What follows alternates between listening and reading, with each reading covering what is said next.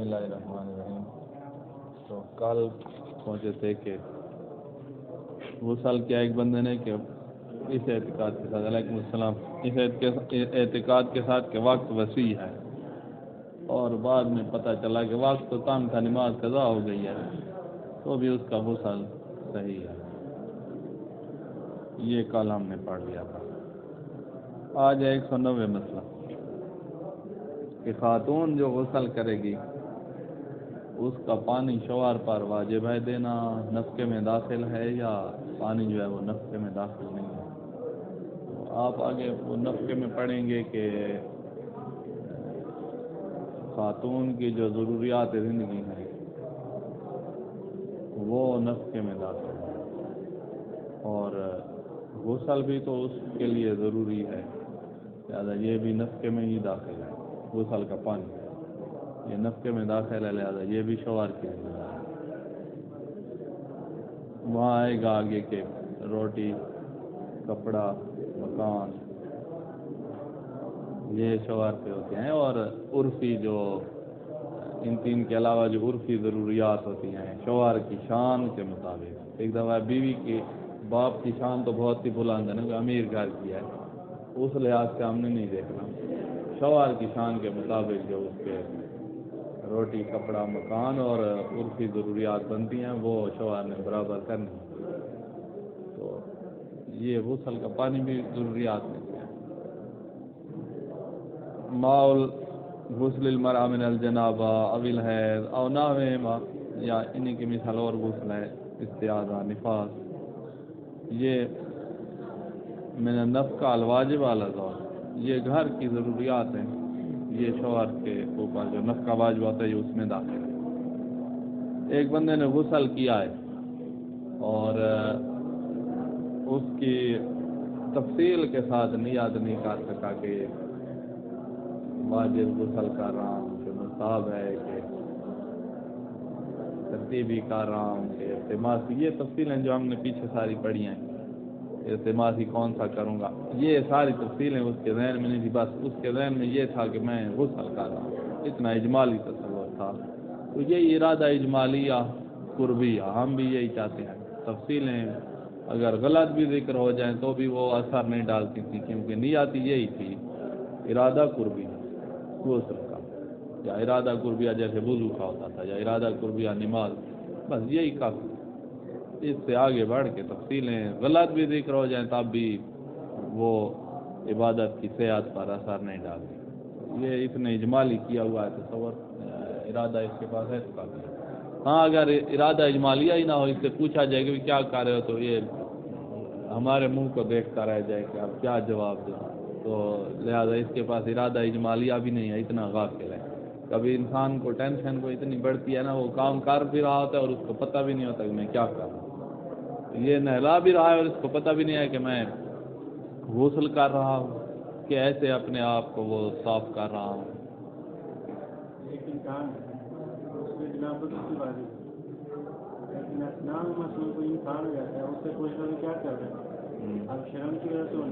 نہیں یہ تو پتہ ہے اس کو، یہ تو اس کو پتہ ہے، ہم کہہ رہے ہیں کہ جس کو کوئی پتہ نہیں ہے کہ میں کیا کر رہا ہوں، ایسے نہلا رہا ہوں یا غسل کر رہا ہوں، کوئی پتہ نہیں، تو کہتا رہے، کوئی مسئلہ نہیں، ارادہ اس کا غسل جنابت کا ہے۔ اگر کہے کہ میں ایسے ہی نہلا رہا ہوں، ارادہ غسل جنابت کا ہے، تو اس کے ارادہ کو نیت کہتے ہیں۔ اللہ کل حال اذا اغتسل ولم یستحضر النیۃ تفصیلا، غسل کیا اور تفصیلی طور پر نیت اس کے پاس حاضر نہیں ہے، ولیکن کان بحیث لو سئل ماذا تفعل، لیکن اس کی حالت یہ تھی کہ اگر اس سے پوچھا جائے کہ کیا کر رہے ہو، تو لاجاب یہ جواب دیتا کہ بأنہ یغتسل، غسل کر رہا ہوں، تو کفا ذلک، یعنی اجمالی کثرت ہے۔ اما لو کان یتحیر فی الجواب، جواب میں حیران ہے کہ کیا جواب دوں، لا لعارض کا خوف و ناوی، خوف یا شرم یہ چیزیں نہیں ہیں، اس کو پتہ ہی نہیں ہے کہ میں کیا کر رہا ہوں، یہ مسئلہ ہے۔ بل من جہت عدم تاثر النفس عن الداعی الالہی، داعی الہی جو تھا نا، غسل کا جو امر تھا اغتسل، اس داعی اور اس امر سے وہ اس کا نفس متاثر ہی نہیں ہوا، اس نے قبول ہی نہیں کیا ہے، اس وجہ سے اس کے پاس کوئی جواب نہیں ہے تو یہ یعنی اس کے پاس ارادہ اجمالیہ بھی نہیں ہے، فآباد عمل و باطل، یہ غسل نہیں ہے، عمل و باطل کا یہ معنی ہے، لے انتفاع نیا کیونکہ نیاتی نہیں ہے۔ اچھا، پہلے زمانے میں عمومی حمام ہوتے تھے، لوگ وہاں جا کر غسل کرتے تھے، جیسے یہاں حمام الرسول تھا، ابھی بھی ہے حمام الرسول، ہم تو نہیں گئے کبھی اس کے اندر جا کے بیٹھ وہ لگا ہوا ہے، مشہور تھا نجف کا حمام رسول، شاید یہ اس وقت کا زمانے کا عمومی حمام ہوتا تھا۔ تو ایران میں ہوتے تھے بہت، اتنے بڑے ایریے پہ ہوں گے جتنے یہ جامع ہندی ہے حمام جو بنے، تو اس میں سارے لوگ پھر جا کر غسل کرتے تھے۔ تو یہ جو مجرب جو ہے یہ بھی جا رہا ہے وہاں غسل کرنے، اور اندر ہی اندر اس کا پروگرام یہ ہے کہ پیسے نہیں دوں گا، یا وہ ابھی مانگ رہا ہے تو میں بعد میں دوں گا۔ تو اس کی جو شرائط ہیں غسل کی اجازت کی، ان شرائط کی خلاف ورزی کا ارادہ اس کے پاس ہے، میں وہ شرائط پوری نہیں کروں، جن شرائط پر وہ راضی ہو رہا ہے کہ میرے پانی کو استعمال کر سکتے ہو، یہ ان شرائط کو پورا کرنے کا ارادہ نہیں رکھتا، ارادہ ہے کہ وہ شرائط پوری نہیں کروں گا، یعنی جب یہ شرائط پوری نہیں کرے گا تو وہ راضی بھی نہیں ہے، جب وہ اس کے پانی استعمال کرنے پہ راضی نہیں ہے تو پانی کا استعمال اور غسل سارا غصبی بن جائے گا، اور پانی کی بات تو ہم شرط لگاتے ہیں، لہذا اگر یہ غسل کرے اس کا غسل باطل ہے، چاہے بعد میں اس کو راضی بھی کر لے ادھار پہ یا مفت پہ یا آدھے پیسے پہ، کسی طرح راضی بھی کر لے، غسل اس نے باطل کر لیا ہے، کیونکہ غسل کے وقت وہ راضی نہیں، اس کو چاہیے تھا پہلے راضی کرتا اور بعد میں۔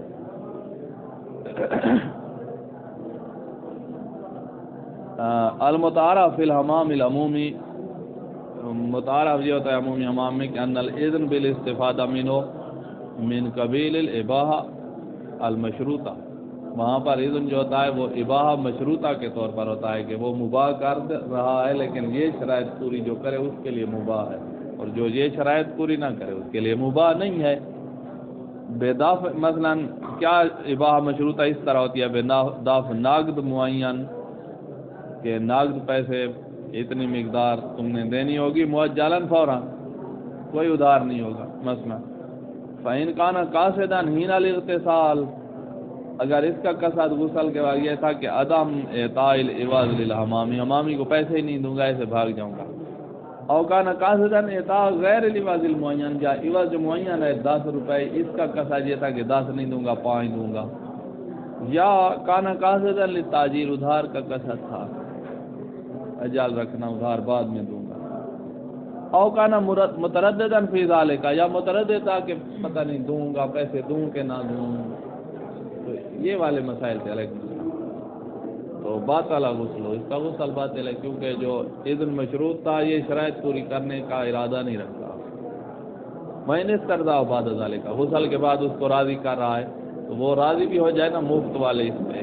تو اس سے قیامت کے دن یہ حساب نہیں ہوگا کہ تو نے پانی جو لگایا تھا اس کے پیسے دیے تھے یا نہیں دیے، لیکن غسل تو اس کا باطل ہو گیا ہے، وہ راضی ہوا ہے کہ جو پانی میرا لگایا میں چلو اب راضی ہوں، اس کے بدلے مجھے کچھ نہ دو، غسل تو تم نے نہیں کیا، ایسے پانی میں ڈیل دیا ہے، غسل میں قربت کی نیت چاہتی اور یہاں قربت تو نے حاصل ہی یہاں آپ آگے والے مسئلے میں آپ قاعدہ استصحاب جاری کریں گے، قاعدۃ الفراغ جاری کریں گے، جو آپ سارا جانتے ہیں۔ اذا ذهب الى الحمام ليغتسل، حمام گیا ہے غسل کرنے کے لیے، وبعد الخروج جب خارج ہوا ہے تو اس کو شک ہوا ہے اس بات میں کہ انه اغتسل ام لا، میں نے غسل کیا ہے یا غسل نہیں کیا ہے، ایسے ہی پانی پھیر کے اوپر سے چلا آیا ہوں یا غسل کر کے آ رہا ہوں، یہ شک ہے، تو اصل استصحاب جاری ہوگا عدم الغسل، ہمیشہ سے تم نے غسل نہیں کیا ہوا تھا، یہ والا جو ابھی جنابت کی بات کرنا تھا،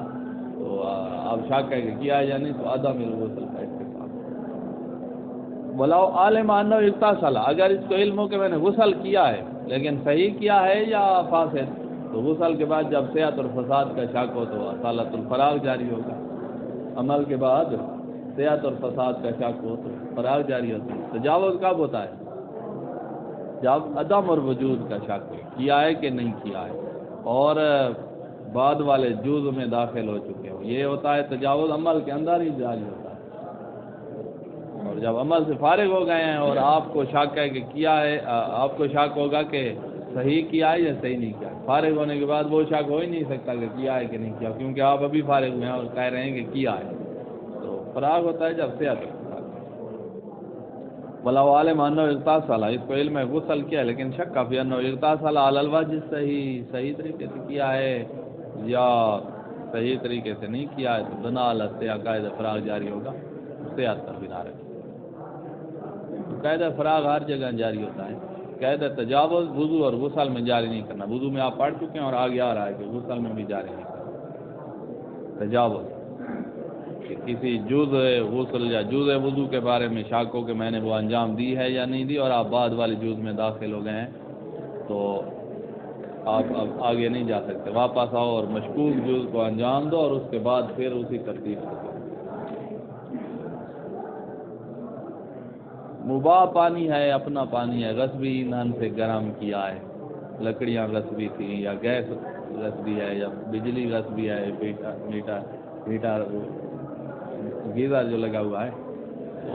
پانی تو اپنا ہے، اگر کوئی غسل کر لے غسل صحیح ہے، کوئی مسئلہ بھی نہیں۔ اذا کان ماء الحمام مباحا، پانی مباح ہے لیکن سخنا یا سخن بالوقود المغصوب، غصبی ایندھن سے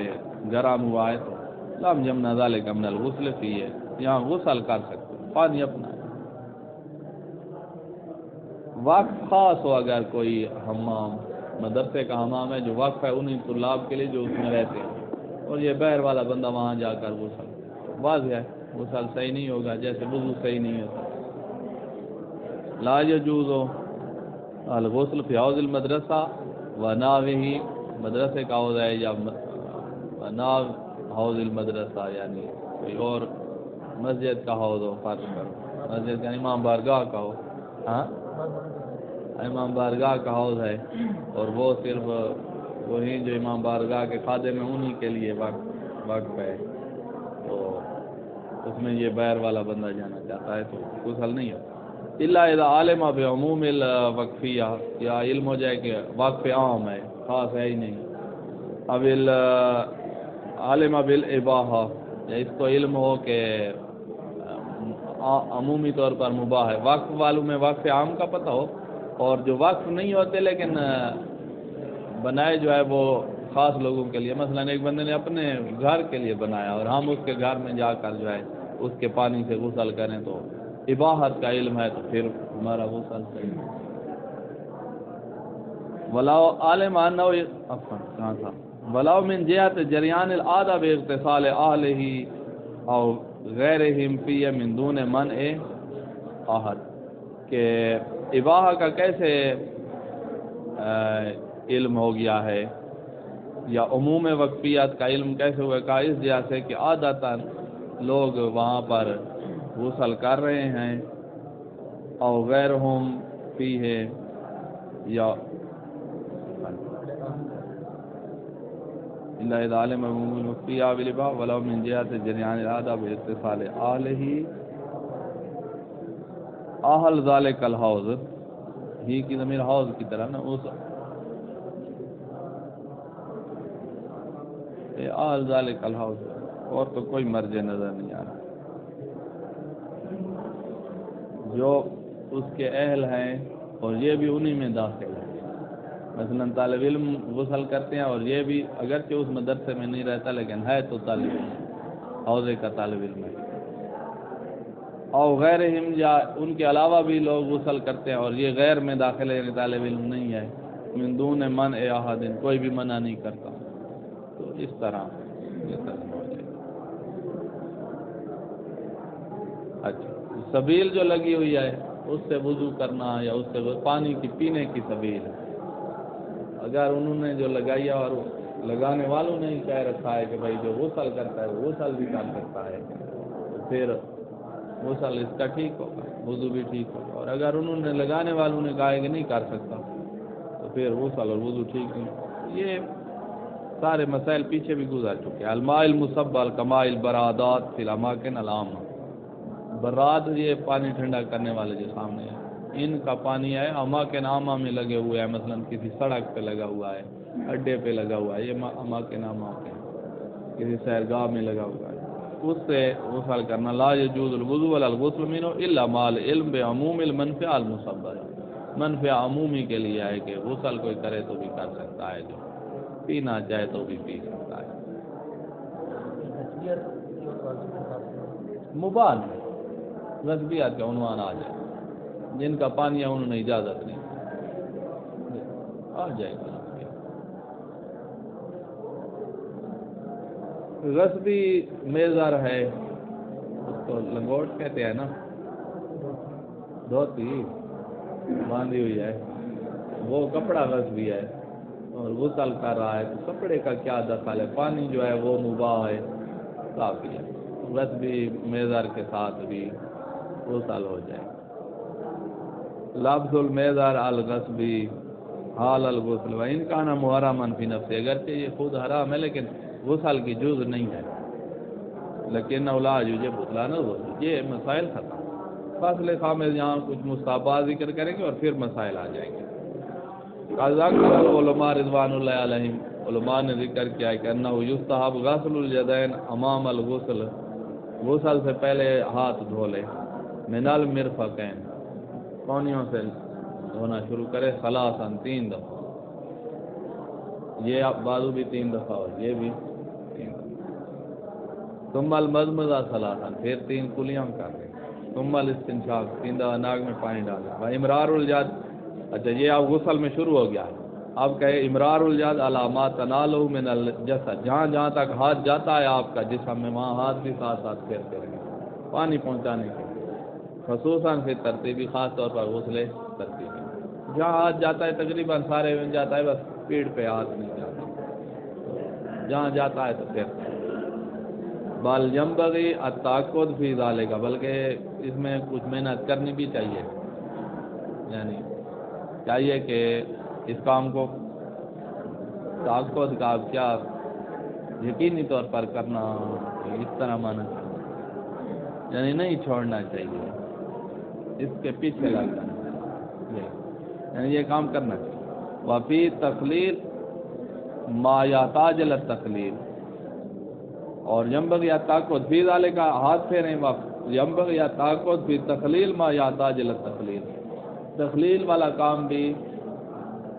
صحیح طور پر کرنا چاہیے، مستحکم طور پر کرنا چاہیے، یعنی کرنا چاہیے جہاں تخلیل کی ضرورت ہے. داڑھی، سر کے بال، جہاں تخلیل کی ضرورت ہے. و نازع الخاتم و ناوی، انگوٹھیاں اتار لیں، انگوٹھی کی طرح کوئی اور چیز ہے تو وہ اتار لیں. والاستبراء بالبول قبل الغسل، غسل سے پہلے استبراء بالبول بھی کر لیں. ہم نے کہا تھا کہ منی جب خارج ہو پیچھے پڑا ہے، منی کے بعد بول کرنے سے ہی استبراء منی کے بعد والا ہوتا ہے. کوشش اور اجتہادی جتنا کیا جائے، ایک بندہ ہے جس کو بول نہیں آ رہا ہے اور وہ مجرا کو صاف کرنا چاہتا ہے، وہ والا استبراء کر کے جو ہم طہارت کے وقت کرتے ہیں تو وہ کافی نہیں ہوگا کہ ہم بعد میں کوئی مادہ نکلا ہے تو اس پر منی کا حکم نہ لگائیں. منی کا حکم ہی لگائیں گے کیونکہ استبراء بالبول نہیں، استبراء بول والا ہو جائے، یعنی بول کر کیا جائے منی کے بعد، تو بس اب مجرا منی سے صاف ہو گیا. اس کے بعد جو مادہ نکلے گا اس کو منی نہیں کہیں گے، باقی جو بھی کہیں یہ دیکھیں منی نہیں کہیں. تو استبراء بالبول بھی مستحب ہے. استبراء بالبول جو ہے یہ جو اب ہم غسل کریں اس کی صحت کی شرط نہیں ہے، غسل ہو جائے گا. غسل کے بعد اگر کوئی مادہ نکلا ہے اور آپ نے استبراء بالبول نہیں کیا ہوا تو پھر جو ہے وہ ہم اس مادے کو منی کہیں گے اور دوبارہ آپ کو غسل کریں. تو لہذا یہ فائدہ ہے اس کا استبراء بالبول کا کہ آپ دوبارہ غسل سے بچ جائیں گے، ورنہ اس موجودہ غسل کی صحت کی شرط نہیں ہے استبراء بالبول. الاستبراء بالبول ایسا شرطاً فی صحت الغسل، غسل کی صحت کی شرط نہیں ہے، لیکن اذا ترکہ، اگر چھوڑ دیا ہے، واغتسل، اور پھر غسل کیا، ثم خرج منہ بلل مشتبہ بالمنی، پھر ایسی بلل خارج ہوئی ہے کہ جس کے بارے میں اشتباہ ہے کہ ہو سکتا ہے یہ منی ہو سکتا ہے یہ بول ہو سکتا ہے یہ پاک مادہ ہو، تو یہاں پر استبراء بالبول نہیں کیا تھا تو اس کو منی کے حکم میں رکھ کر نیا غسل کیا جائے گا۔ جرا علیہ حکم المنی ظاہران منی والا حکم جاری ہے۔ فیاجب الغسل لہو کالمنی، جس طرح منی خارج ہوئی تھی تو اس نے غسل کیا تھا، اب بھی غسل کرنا پڑے گا۔ سواء استبرا بالخرطات، چاہے خرطات کے ساتھ اس نے وہ والا استبرا اجتہادی کیا تھا، عملہ یا وہ اجتہادی نہیں کیا تھا۔ اجتہادی کیوں کیا تھا؟ لتعذر البول، مثلا بول نہیں آ رہا تھا تو اس نے اجتہادی کر لیا تھا کہ منی کو کسی طرح مجرا سے نکال لو، تو کہا اجتہادی کیا ہوا بھی تھا تب بھی اس نے بول تو نہیں کیا تھا، لہذا اب جو مادہ خارج ہوا ہے جس میں اشتباہ ہو تو یہ منی کا۔ اگر ایک بندے کو اشتباہ نہیں ہے، وہ کہہ رہا ہے کہ بھئی یقیناً یہ جو اب نکلا ہے یہ بول ہے، منی ہے ہی نہیں، تو پھر تو یہ والا مسئلہ ہی نہیں آئے گا۔ ہم کہہ رہے ہیں کہ اشتباہ کے وقت استبراء بالبول کیا ہے تو منی نہیں ہے، جو نہیں کیا ہے تو منی ہے، اس کو یقین ہے کہ بھئی بول ہے، تو پھر غسل باطل نہیں ہوگا، وضو کرنا۔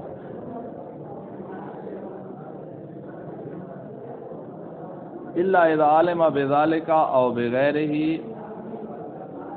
ہاں اگر استبراء بالبول نہیں کیا، اس نے اجتہاد کیا ہے اور اس کو یقین ہو گیا ہے کہ اب مجرا میں منی نہیں ہے، تو اب جو چیز بھی نکلے گی تو وہ یقیناً منی نہیں ہوگی، جب منی نہیں ہوگی تو پھر غسل بھی نہیں کرنا ہوگا، چاہے وہ یقین کیوں ہوا ہے، استبراء اجتہادی کی وجہ سے یقین ہوا ہے کہ منی ختم ہے نہیں ہے، یا کوئی اور ذریعے سے جو ہے نا اس کو جو ہے یقین ہو گیا ہے کہ اجتہادی اس طرح نہیں کیا ہے۔ فرض کرو کوئی ایسا آلہ ملتا ہو جس آلے کو لگا کر اس نے سب کچھ نکال لیا ہو، تو یقین ہو گیا ہے کہ اب مجرا میں من نہیں ہے۔ الا اذا علم بذلك، اس کو علم ہو جائے اس بات کا، عالمہ بذلك استبراء خرطات والے کے ساتھ علم ہو جائے، او بغیر ہی یا خرطات والے کے علاوہ کسی اور طریقے سے علم ہو جائے، وہی آلہ لگا کے سب کچھ نکالیا تھا، علم ہو جائے کہ عدم بقا شیء من المنی فی المجرا، کہ مجرا میں منی نام کی کوئی چیز ہی نہیں ہے، تو اب جو چیز خارج ہوئی ہے یقیناً اس کے بارے میں اس کو اشتباہ ہی نہیں ہوگا کہ یہ منی ہے یا کیا ہے، لہذا اس نے اب دوبارہ غسل نہیں کیا۔ ہاں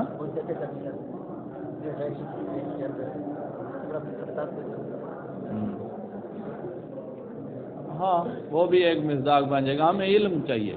موضوعیت علم کی ہے کہ مجرا میں منی نہیں ہے، اس کا علم ہو،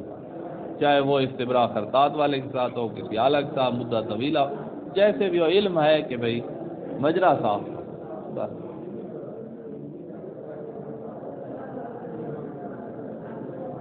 اچھا، ایک بندے نے استبراء بالبول نہیں کیا ہے، غسل کر لیا ہے، غسل کے بعد اس نے پھر بول کیا ہے، تو احتمال آ رہا ہے کہ ہو سکتا ہے اس بول میں منی بھی ساتھ نکلی ہو، تو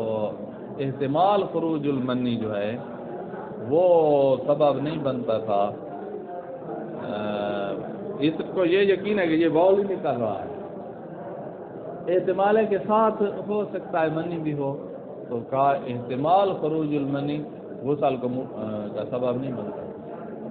احتمال ہو فقط خروج منی کا تو غسل کا سبب نہیں بنتا۔ اور یہ جب بول نکل رہا ہے ہو سکتا ہے وہ جو منی اگر ہو بھی صحیح تو وہ ساتھ ہلاک ہو کر نکلے، تو ہلاک ہو کر نکلنے والی کو بھی ہم نے کہا تھا کہ غسل کا موجب نہیں بنتی، تو لہذا اس طرف احتمال کافی نہیں ہوگا۔ اشتباہ ہو کہ یہ کیا ہے، بھی بول ہے کہ منی ہے، اب آپ کو یقین ہے یہ بول ہے،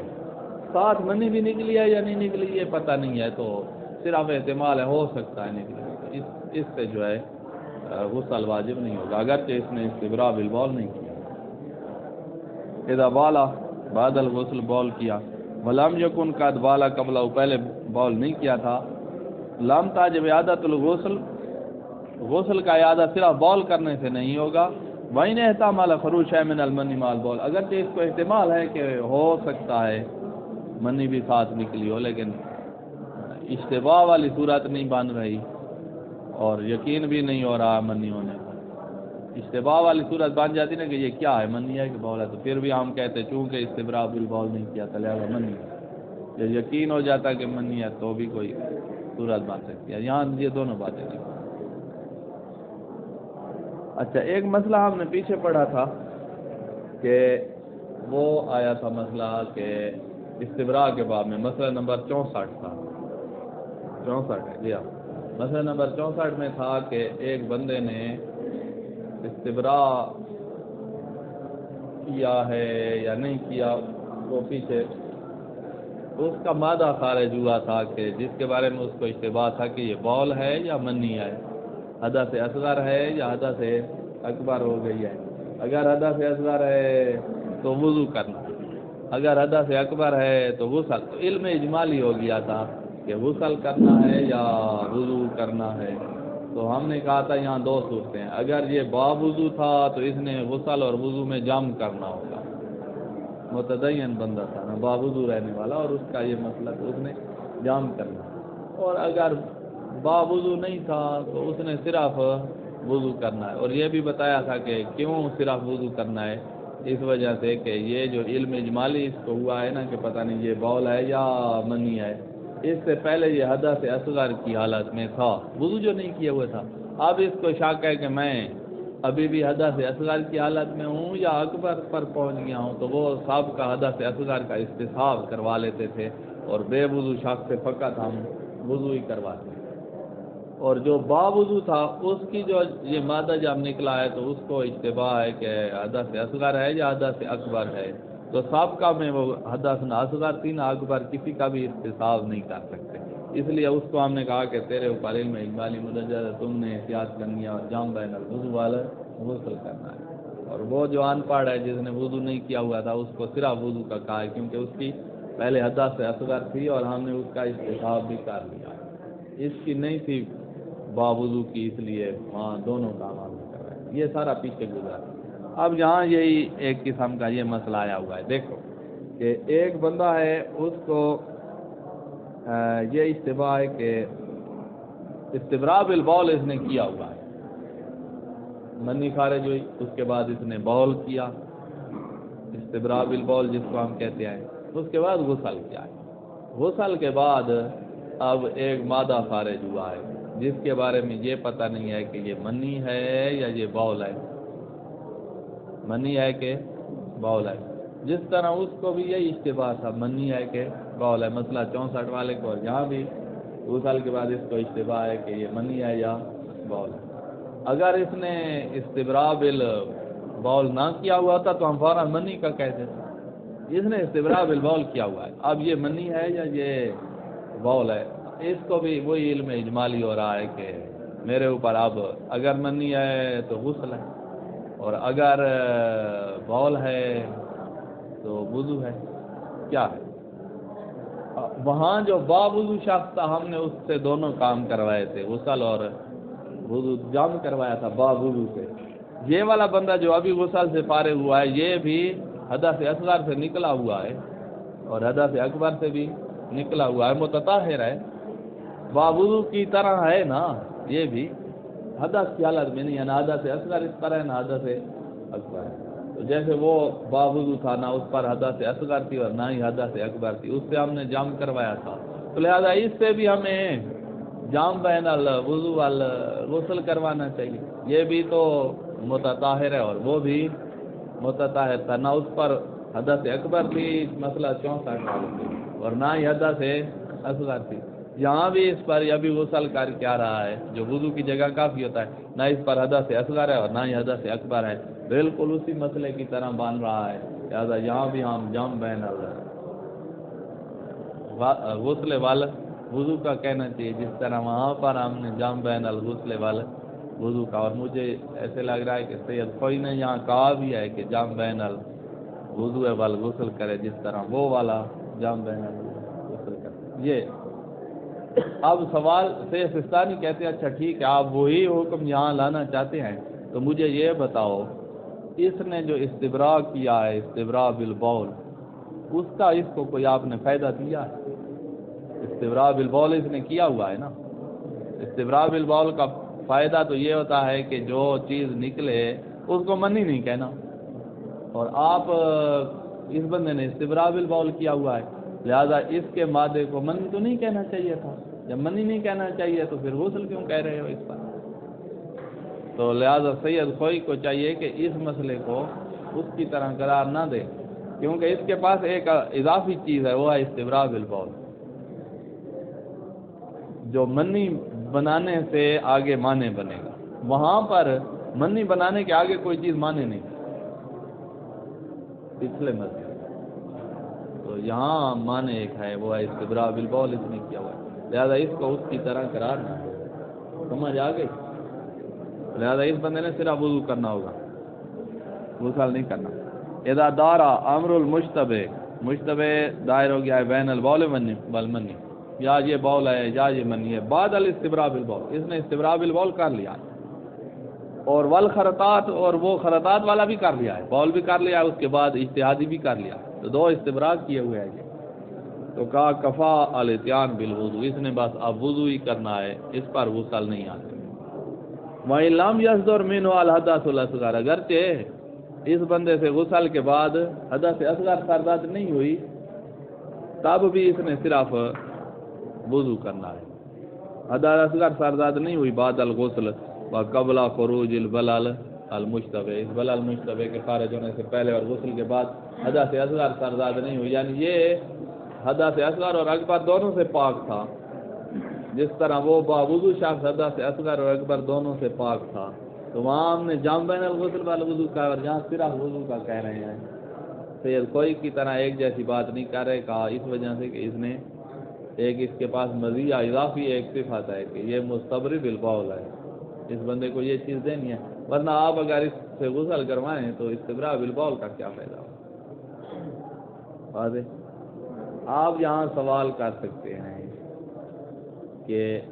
استبراء، یہاں ایک سوال آ سکتا ہے، تیز کوئی سوال کر سکتا ہے، مسئلہ واضح ہو گیا، اب آگے سوال کریں نا۔ تیز کوئی کہہ سکتا ہے کہ بھائی استبراء بالبول اس وقت فائدہ دیتا ہے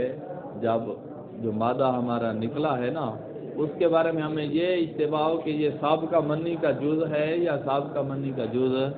نہیں ہے، تو اس وقت سابقہ یعنی غسل سے پہلے جو جنابت ہوئی تھی اس کا یہ جز ہے یا یہ اس کا جز نہیں ہے، تو خاص منی کی، تو ہم استبراء بالبول کیے ہوئے تھے، تو ہم کہیں گے یہ منی نہیں ہے، یعنی اس منی کا جز نہیں ہے۔ اب یہاں والا جو شاک ہے، اس کو یہ شک نہیں ہے کہ بول ہے یا اس منی کا جز ہے، یہ ہے کہ بول ہے یا منی ہے، چاہے منی اس کا جز ہو یا کوئی جدید منی ہو، اس کو یہ نہیں ہے مسئلہ۔ تو استبراء بالبول فائدہ دیتا ہے جب سابقہ منی والا جز بچا ہوا ہو مجرا میں، تو اس کے بارے میں شک ہو تو ہم کہتے ہیں کہ منی نہیں ہے۔ اس کو عمومی منی کا شک ہے کہ منی ہے کہ بول ہے، منی کون سی کا نئی ہو پرانی ہو، ہمیں اس سے کوئی غرض نہیں ہے، منی اور بول میں ہمیں شک ہے، تو یہ استبراء بالبول وہاں فائدہ دیتا ہے جہاں منی، خاص منی جو سابقہ کا جز تھی اور مجرا میں باقی تھی، اس کے بارے میں شک۔ یہاں اس کو وہ والا شک نہیں ہے، اس کو شک ہے کہ بول ہے کہ منی، کون سی منی کا میں یہ آگے نہیں جانتا کہ کون سی، مجھے شک ہے کہ یہ بول ہے یا منی ہے، چاہے منی پرانی ہو یا آپ کوئی نئی بن کے نکالا جائے،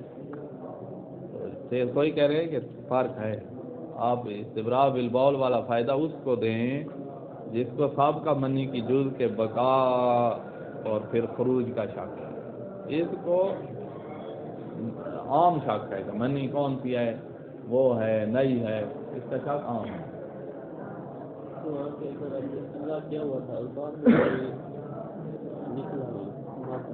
کہاں مسئلہ 64 میں؟ ہاں کے بعد ہمارا کترا نکلا، ہمیں شک ہے یا بول ہے ہاں یا منی، ہاں، وہاں پہ کیا کرنا؟ وہاں پر ہم وہی مسئلہ ویسے کا ویسے آئے گا، استبراء کیا ہوا تھا، استبراء نہیں کیا ہوا تھا، وہ مسئلہ عام ہے کہ باوضو شخص جام بین الغسل والوضو، بے وضو شخص صرف وضو کرے، یہاں وہی صورت بن سکتی ہے، استبراء ادھر فائدہ نہیں دیتا، ہاں تو یہاں بھی فائدہ نہیں دینا چاہیے، پھر کوئی والی بات آپ کر رہے ہیں نا، لہذا یہاں بھی جام بین الغسل والوضو ہونا چاہیے، تو ہم بھی وہی سید خوئی والی بات کی طرف خود بخود میلان ہو رہا ہے کہ مسئلہ سید خوئی والا صحیح ہے، کیونکہ اس کو یہاں جام بین الوضو والغسل کرنا چاہیے۔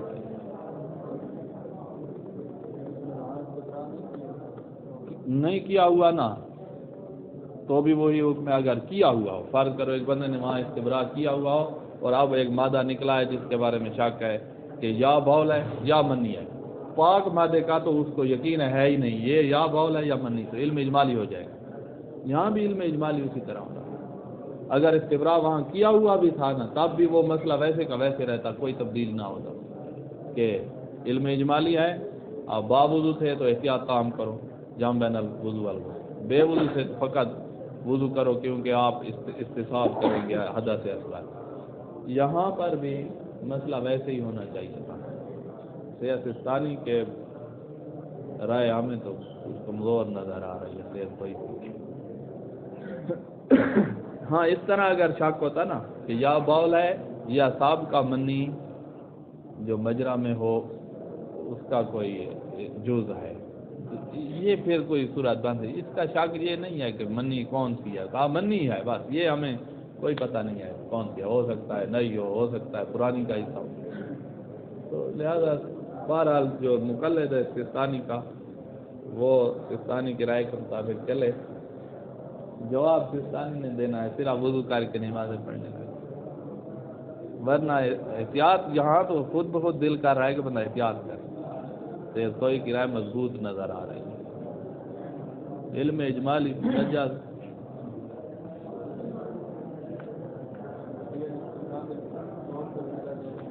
استبراء بالبول کا فائدہ ادھر دے رہے ہیں نا، اس کو ہم کہتے ہیں استبراء بالبول کا ہر بندے کو فائدہ نہ دو، اسی کو دو جس علیکم السلام ورحمۃ اللہ جس کو سابقہ منی کے خروج کا شک ہو۔ تو بھائی آپ کو شک ہے نا کہ سابقہ منی کا کوئی جز باقی تھا اور وہ نکلا ہو، تو اس وقت ہم آپ سے پوچھیں گے استبراء بالبول کیا ہوا ہے؟ جی کیا ہوا ہے، تو بس سابقہ منی نہیں، اس کو تو فائدہ دیں گے۔ اس کو یہ شک نہیں ہے کہ سابقہ منی ہے، ہو سکتا ہے یہ کہہ رہا ہے نہیں آ گئی، ہو سکتا ہے سابقہ، ہو سکتا ہے بول، اس کا شک اس طرح والا ہے۔ لہذا سید سستانی اگر کہیں کہ جی استبراء بالبول آپ جب غسل کروا رہے ہیں تو استبراء بالبول کا کیا فائدہ ہو، تو ہم کہیں گے استبراء بالبول کا ہر بندے کو فائدہ نہیں نا، اس خاص بندے کو دینا ہے کہ جس کو شک ہے کہ سابقہ کا کوئی جز باقی رہ گیا ہو، اس کو یہ شک نہیں، اس کا شک عام ہے۔ ہاں احتیاط تھی، جام بین الغسل والوضو احتیاط واجب کی بنا پر تھا، وقت اذا کان مشتبہ اما اذا کان قد توضا قبل بعد خروج فجر سے والجمع علی الاحتیاط لزوما۔ جی جی نہیں روایتیں بھی نہیں ہیں، روایات نہیں ہیں، روایات جو ذکر ہوئی ہیں ان میں یہ والا مورد ذکر ہی نہیں ہوا ہے، اور قسم کی روایات جی فتویٰ دیا ہے کہ غسل اس پر نہیں ہے، فتویٰ یہ دیا ہے، اور وہی جو روایات فائدہ دے رہی ہیں نا استبراء بالبول والے کو، وہ ساری روایات جہاں بھی جاری کر دی ہیں۔ ہم کہہ رہے ہیں کہ وہ روایات ہم نے پڑھی ہیں، وہ ساری روایات وہ اس مورد میں جاری کرنا بڑا مشکل نظر آ رہا ہے۔ یہاں اس بندے نے استبراء بالبول کیا ہوا ہے، غسل کیا ہوا ہے، اس کے بعد منی اور بول کا شک ہے، استبراء بالبول کیا ہوا ہے۔ روایات جو جاری کر رہی ہیں وہ اس بندے کے لیے، ہمیں خود بھی محسوس ہو رہا تھا کہ روایات جو استبراء بالبول کا فائدہ دے رہی ہیں وہ اس بندے کو دے رہی ہیں جس کو سابقہ منی کہ کسی جز کے خروج کا شک ہے۔ اس کا یہ شک عام ہے، اس کا شک تین حصوں والا ہو گیا کہ یا بول ہے یا سابقہ منی کی جز ہے یا منی جدید ہے، اس کا شک یہ ہے۔ استبراء بالبول والی روایت اس کو فائدہ دیتی ہے جس کو شک ہوتا ہے کہ یا یہ بول ہے یا منی سابق کا کوئی جز ہے، جس کا شک دو طرفوں والا، اس کا تین طرفہ شک سمجھ آیا؟ اس کا یا بول ہے یا منی سابقہ کا کوئی جز ہے یا منی جدید ہے، اس کا شک یہ ہے۔ اچھا یہ اب آگے 200 مسئلہ آج پورا ہو گیا۔